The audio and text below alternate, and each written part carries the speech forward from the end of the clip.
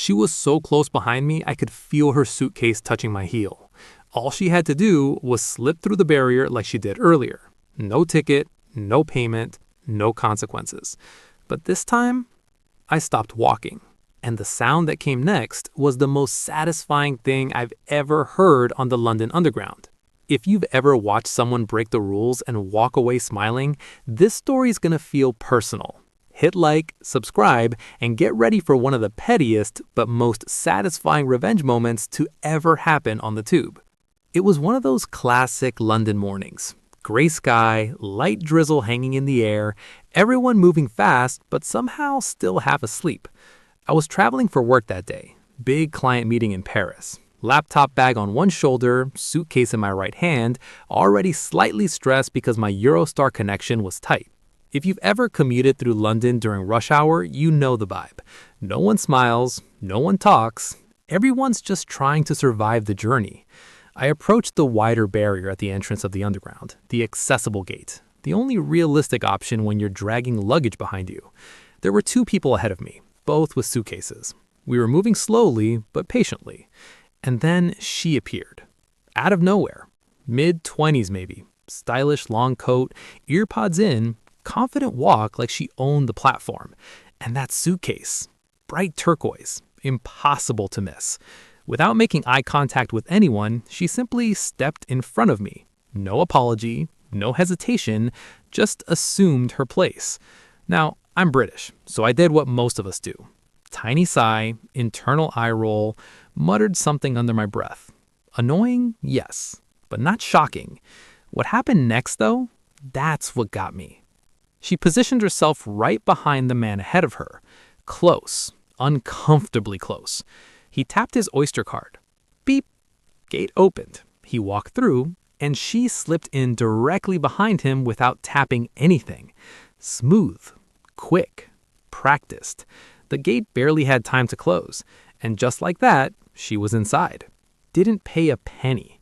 For a split second, I just stared at the barrier. It wasn't the money, it was the attitude. That silent arrogance that says, rules are for everyone else.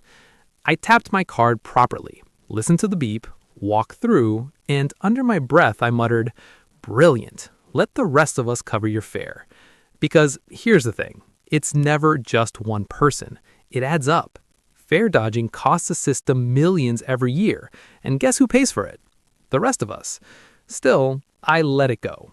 Or at least I thought I did. The train was packed, standing room only. Someone's newspaper brushing against my arm, the faint smell of damp coats, that metallic underground scent. I stood near the doors, gripping my suitcase handle tightly so it wouldn't roll when the train jerked. And every now and then, I'd think about that turquoise suitcase. Funny how small injustices stay in your mind. It wasn't dramatic, but it bothered me. Because we've all experienced that feeling. Watching someone cheat. Watching someone bend rules you follow, and you're just expected to swallow it and move on. A few stops later, my station arrived. I stepped off, checking the time. I couldn't afford delays. The crowd flowed toward the exit barriers, and as I approached the wider gate to tap out, I saw it. Turquoise, that same suitcase, and her. Right behind me, matching my speed, close enough that I could feel her presence. That's when it clicked. She hadn't tapped in, which meant she couldn't tap out, which meant she was about to do it again, use someone else, use me. And suddenly, something shifted inside me. It wasn't anger, it was clarity. This wasn't random, this was deliberate. She counted on people being passive. She counted on us being too polite, too distracted, too British. My heartbeat slowed because I realized something simple. I didn't have to confront her. I didn't have to argue. All I had to do was not cooperate. I stepped up to the wide exit barrier. Calm, steady. Tapped my card. Beep. The gate opened. I walked forward. I could feel her closing in, waiting for the perfect second, and just as she stepped forward to slip behind me, I stopped. Completely. Right in the center of the barrier. I turned my suitcase slightly sideways, blocking the space. Then I started patting my pockets, slowly, left pocket, right pocket, inside jacket, muttering just loud enough, Parspo, wallet, Eurostar ticket. Behind me, I felt panic. She tried to edge past. There was no space. The gate timer started its warning beep. Fast, sharp, urgent. She whispered behind me, "Excuse me?" I didn't move. I checked another pocket. The beeping got faster. She pushed slightly against my suitcase. The barrier mechanism began to close. And then, slam. The gate shut, right against her. She was stuck, half in, half out. Turquoise suitcase jammed awkwardly. Her confident expression vanished instantly. Shock, then anger, then embarrassment. People behind her began staring.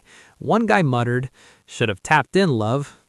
A tube staff member noticed a commotion and started walking over. "Is there a problem here?" She forced a nervous laugh. "I think it malfunctioned." The staff member glanced at the screen, which clearly showed no tap-in record. He looked at her, then at the gate, then at the growing audience. "Did you touch in at the start of your journey?" Silence. I gave one final dramatic pat of my coat. "Oh, thank God," I said aloud. "Passport's here."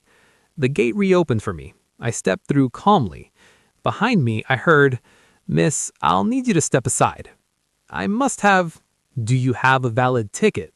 Her voice shifted from confident to defensive, then frustrated, then angry. And as I walked toward the exit, I heard her mutter words I won't repeat here. I didn't turn around. I didn't need to. The sound of accountability was enough. Outside the station, cold London air hit my face, and I felt something unexpected. Not triumph, not revenge-fueled excitement, just balance. Because I hadn't attacked her, hadn't reported her, hadn't insulted her. I simply refused to participate in her little scam, and that was enough. Here's the truth. People like her rely on one thing. Other people staying quiet. Other people moving aside. Other people allowing it. And that morning, for once, someone didn't. Was it petty? Absolutely. Would I do it again? Without hesitation. Because sometimes justice doesn't need shouting. Sometimes it just needs you to stand still. And the sound of that barrier slamming shut? Still one of the most satisfying sounds I've ever heard on the London Underground.